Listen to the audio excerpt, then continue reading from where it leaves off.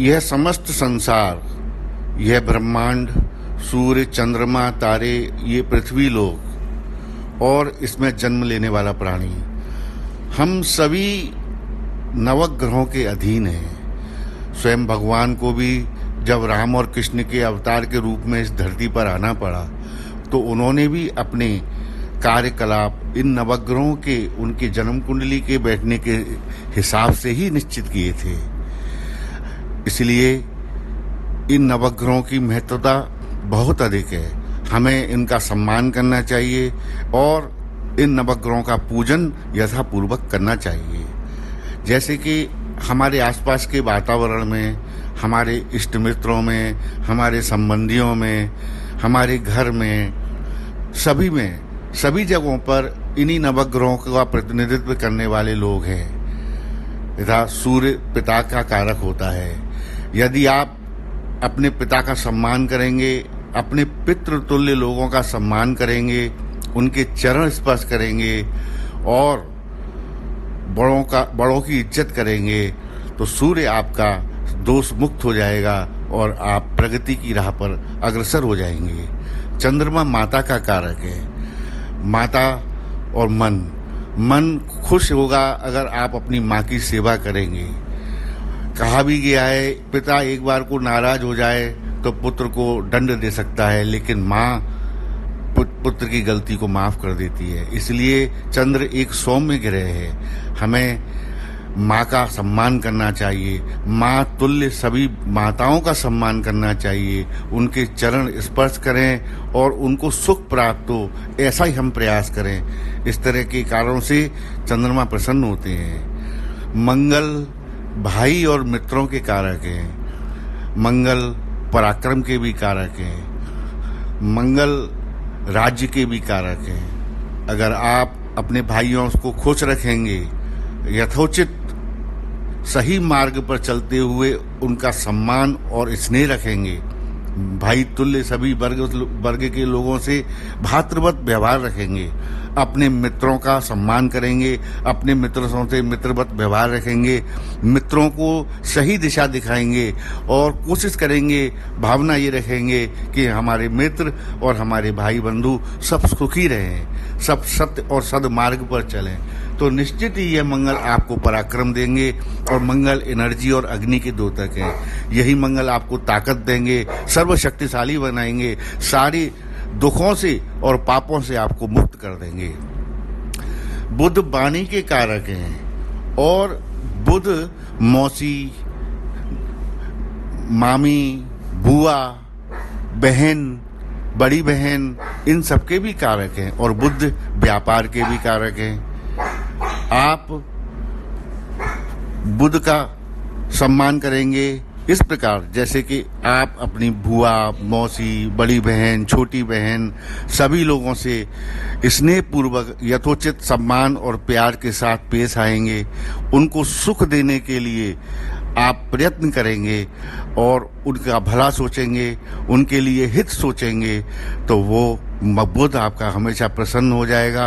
और जब यह बुध प्रसन्न हो जाएगा तब आपका व्यापार अच्छा चलेगा, आपकी वाणी शुद्ध हो जाएगी और आपकी बुद्धि भी शुद्ध हो जाएगी। गुरु ज्ञान के कारक है और गुरुजनों के कारक है। गुरु बुजुर्गों के भी कारक हैं और गुरु धन के भी कारक हैं। तो ज्ञान और धन दोनों ही चीजों की प्राप्ति संभव है, 100% संभव है, अगर आप अपने बुजुर्गों का, अपने गुरुजनों का दिल से और आत्मा से सम्मान करेंगे, उनसे स्नेह करेंगे, उनके कार्य करेंगे,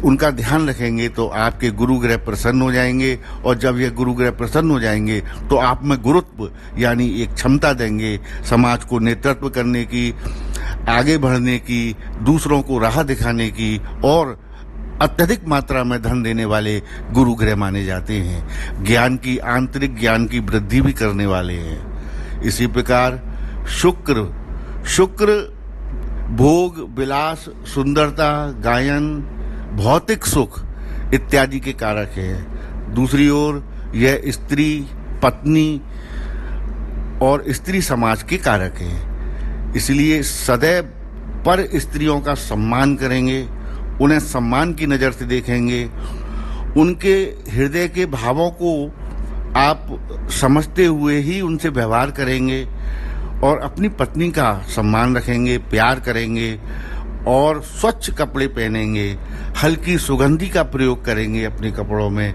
स्वच्छ रहेंगे, प्रतिदिन नहाएंगे, गौ सेवा करेंगे, तो आपके शुक्र ग्रह निश्चित रूप से आपको इस भौतिक समाज में सारी भौतिक सुख सुविधाएं संपन्न करने के लिए बाध्य हो जाएंगे। और शुक्राचार्य ही एक ऐसे ग्रह है जो संजीवनी विद्या के जानकार हैं नवग्रहों में।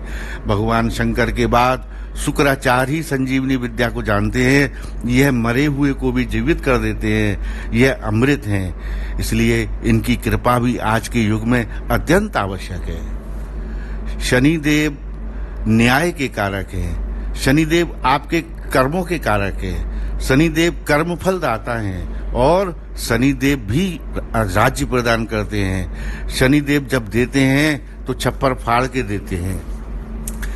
दूसरी तरफ शनिदेव आपके सेवक वर्ग का प्रतिनिधित्व करते हैं। आप अपने सेवकों का ध्यान करेंगे, सेवकों का ध्यान रखेंगे, उनका यथोचित सम्मान और उनसे स्नेहपूर्वक काम कराएंगे, उनसे नाराज नहीं होंगे, उनको सही राह दिखाएंगे, उनके किसी सुख दुख में काम आएंगे।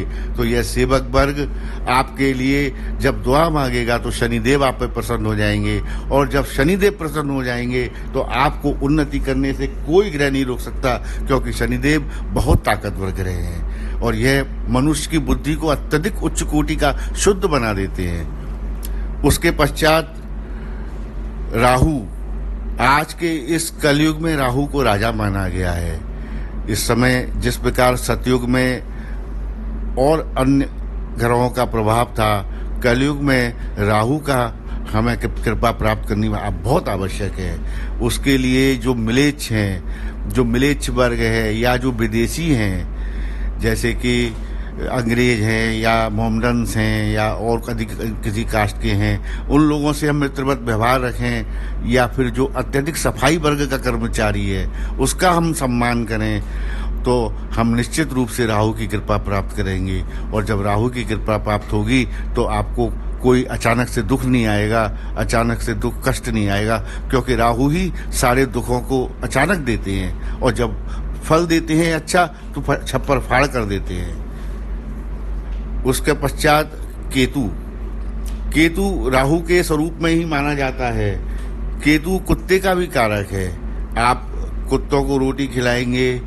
केतु नाना और दादा का भी कारक है, इसलिए आप अपने नाना दादा इत्यादि का सम्मान करेंगे तो केतु प्रसन्न हो जाएंगे। और जब केतु प्रसन्न हो जाएंगे तो आपको बगैर सोचे समझे, क्योंकि केतु में सिर तो है ही नहीं, बगैर सोचे समझे आपको अत्यधिक सौभाग्य देंगे, लाभ देंगे, आपको सद्मार्ग दिखाएंगे और आपके पक्ष में हो जाएंगे।